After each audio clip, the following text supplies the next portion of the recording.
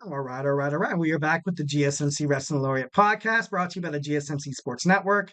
Just kind of reflect on what we talked about. We had our segment one. We talked about our WWE SmackDown review. Obviously, AJ Styles is going to Backlash to fight the American Nightmare and Cody Rhodes. Should be an amazing match. Two of the best to fight in the squared circle in ever in terms of wrestling. It's going to be dream match right there. Segment two, we talked about our Monday Night Raw preview. What's going to happen with the WWE World Women's Championship? I have my, predictions. I hope you guys have yours. Share them. Would love to hear them. Segment three, we talked about our TNA Rebellion. What exactly is going on in terms of TNA Impact as an organization? What they could do to perhaps kind of, become that, that powerhouse of wrestling. It was a certain about probably I don't want to sound too mean. Oh man, probably like a decade ago. I'm gonna say a decade ago was like prime, you know, prime TNA wrestling. But in my opinion, of course, absolutely. But yeah, and also like what attributed to how they became, you know, not I don't want to say in trouble because I don't want to sound mean, but like kind of like how they got to where they are right now, basically. Anyways, so yeah, let's go ahead and jump on into some WWE superstars have recently been released.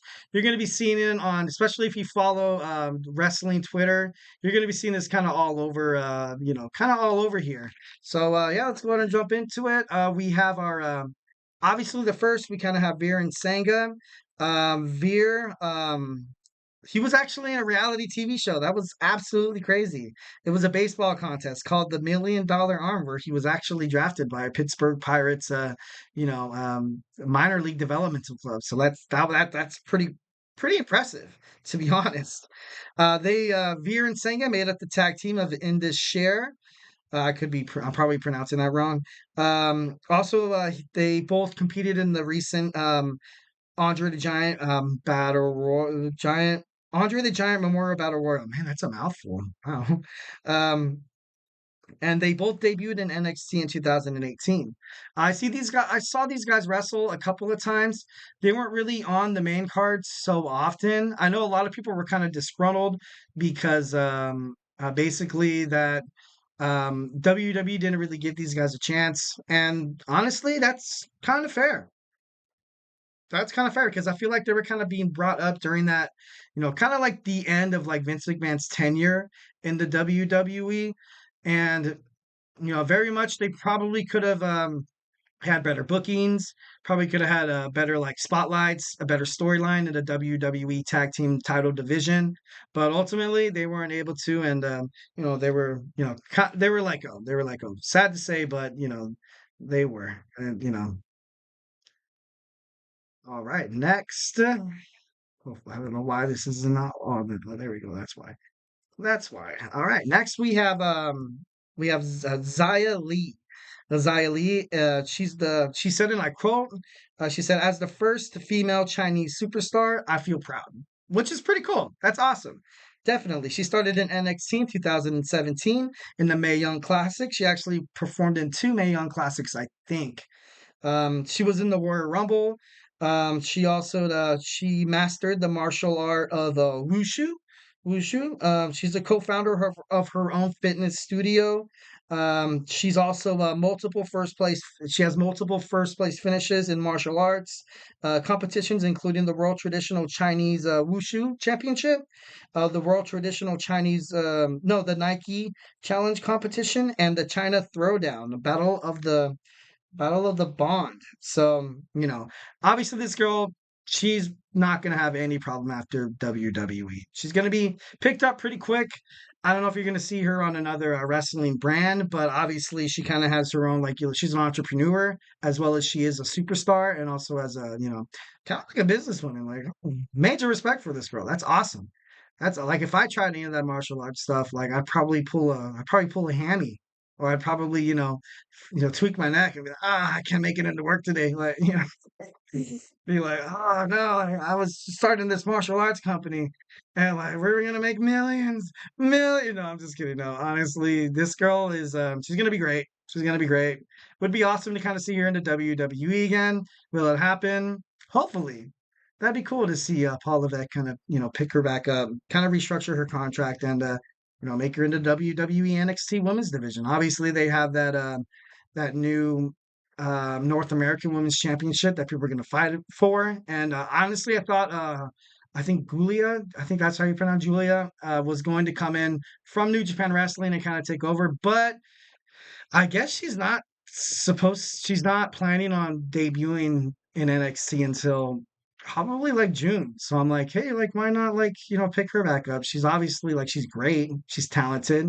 She obviously knows how to fight for real. No, I don't want no, and X that. Let's take that back, Let's rewind time. But she's gonna be great. She's gonna be great. And it's kind of sad to see her leave, but ultimately, I know.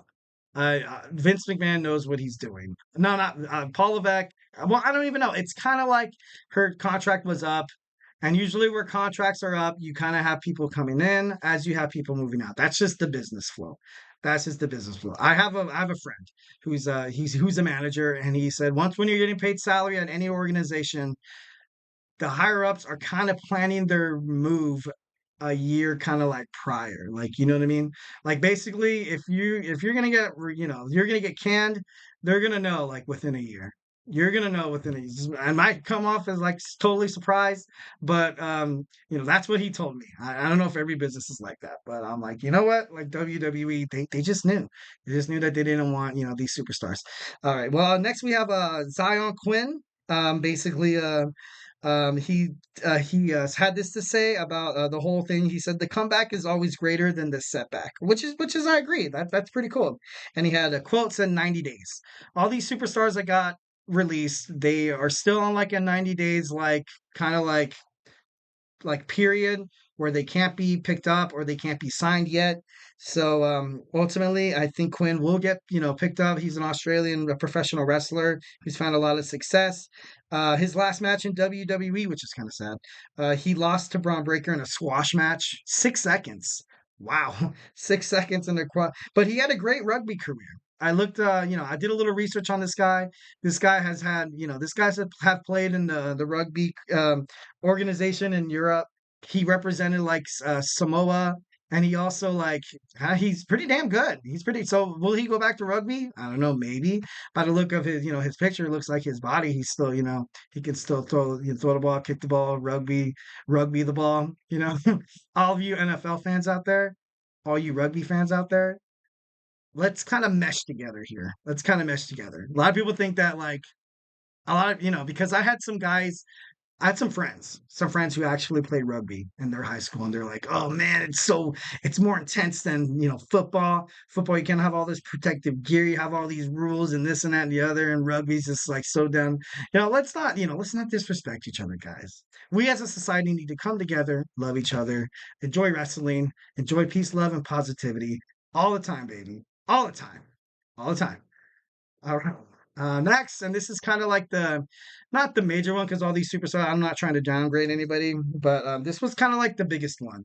And by his social media approach, kind of Jinder Mahal kind of had this same thing where he said, basically he said, and I quote on X, he said, "I quit, Maharaja out."